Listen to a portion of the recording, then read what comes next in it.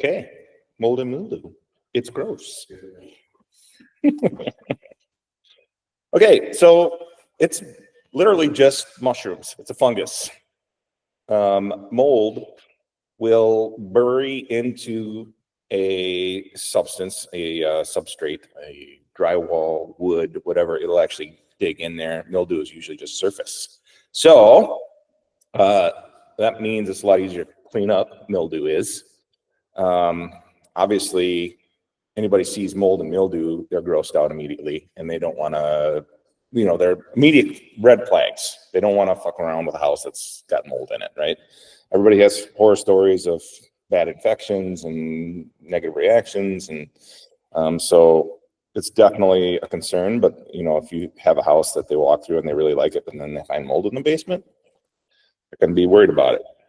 So if you know a little bit about mold and mildew, you don't have to be an expert, but if you have some exposure to it, that just helps with the relationship. What are you looking at me for? It is a weird picture. Look at these hands. Yeah, I love AI pics. Yeah, there's like extra fingers. He's got 2 fingers coming out of his elbow. He's got an arm coming out of his chest. I will forever be using these pictures. So weird. Yeah, what are you looking at me for?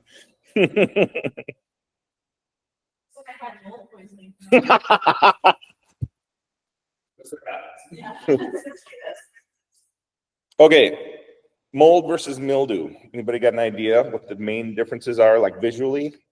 Black. Well, yeah, they can be. Yeah, yeah. And the smell is a thing. Yes, that's in here too. So usually mold is mostly black, but they can have different colors. They're usually raised off the surface a little bit. The smell, the mold smell, you can pick it up immediately when it's in the house, right? And again, it will grow deep into the structure and take root deep. So a lot of times you're cutting drywall out to get rid of it and whatever. It's pretty invasive. And you'll also see like the circular pattern with mold versus mildew, which is surface. It's usually gray or white. It can be. Yep. It can be. Yep. It's more musty than the super stanky mold. Yeah. And yeah, you can just scrub it off with bleach usually if it's a scrubbable surface. And it's a lot easier to get rid of. But in both cases, you want to find the reason for it. So it's usually moisture based. They'll find something to grow on, and they need moisture to really flourish. So you look at this picture of the window here. What causes condensation? Heat and cold, like the differentiation between the 2 temperatures, right? And it causes the moisture in the air to condense into a liquid. So anytime there's a big temperature swing, or maybe not enough insulation, or too much moisture in the house, you'll get that condensation, or you'll get any kind of elevated water level, and it'll just start growing. You'll see it in your HVAC. Sometimes you'll have dust in there, and there'll be some organic matter in the dust. What is dust made of mostly? Skin, right? So there's organic compounds in there that the spores will land on, and if there's a little moisture in your HVAC system, it'll start growing on that, and it's gross. Obviously, any high moisture areas, bathrooms, kitchens. Who knows what the byproduct of burning natural gas is? Carbon dioxide and water vapor. So if you've got a gas range, it's blowing moisture into your kitchen as it burns the gas. So that's why a hood is nice to have, because it sucks a lot of that out. But if you don't, that moisture will get behind your cabinets. That's a great place for dust and moisture to just live and grow all kinds of nastiness back there. I see black wall behind this little old school wood paneling. Exactly. Same thing. Yep. Traps all that shit back there, and it just grows like crazy. Yeah. Yeah. So all kinds of places for moisture to get in, and just great environment for that to grow. Exactly right. You, David. You, David. Under the kitchens, under the sinks, around appliances, side of the stove, that kind of stuff. There's all a couple areas, and again, windows. They're key locations to look. Health risks. If you've ever been in a bad infestation, like you can feel it in your head, like it hits you hard. People say they get headaches, and that's a thing. Like it really, you can tell right away. Like that house in Drummond we went up to and went down in the basement. It was getting to me a little bit. I'm not gonna lie. Yeah. So yeah, some people, if they're a little more susceptible to infections, they can get like lung infections or get into some of their other systems, which is pretty bad. Don't Google it.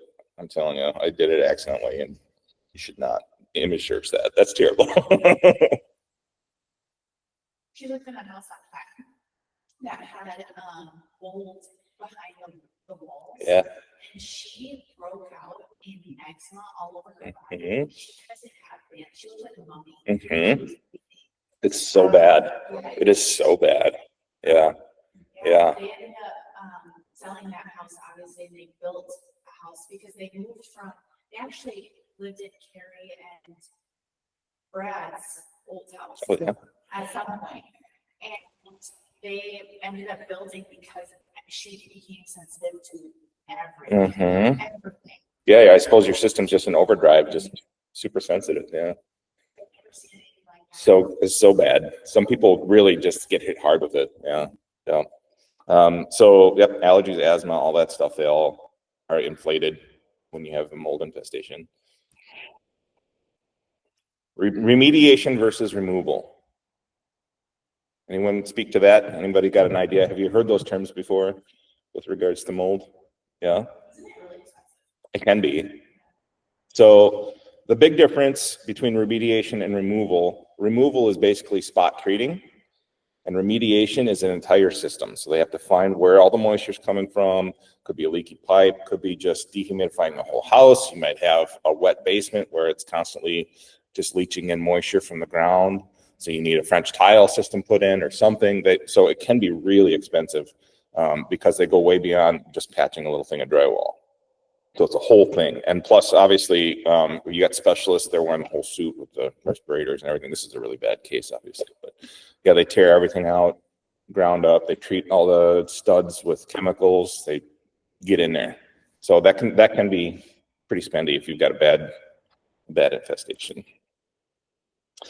There are plenty of things online to learn about. CDC and the EPA both have good resources on what to look out for and ways to treat small areas and things like that. But it's probably a good idea to have some contacts in your back pocket, like Jenna was saying about reaching out to local vendors and stuff, just so that you have a resource. If you walk into a place that's maybe not the cleanest, you could say, I don't know if that's mold or mildew, but here's an expert. You can call them. And then all of a sudden you look even better than before because you already have a connection for them.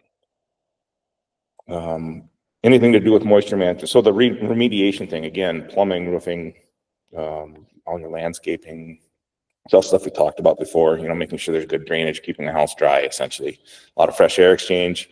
Houses in the 90s and maybe even in the early 2000s were built super, super tight. They started really worrying about air exchange and heat loss. So they buttoned everything up so tight with wrap on the outside and everything.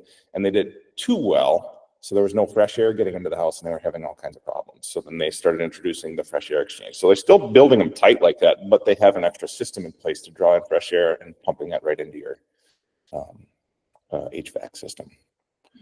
So that's one thing to look out. If you've got a house from the 90s, make sure that they've got a fresh air intake.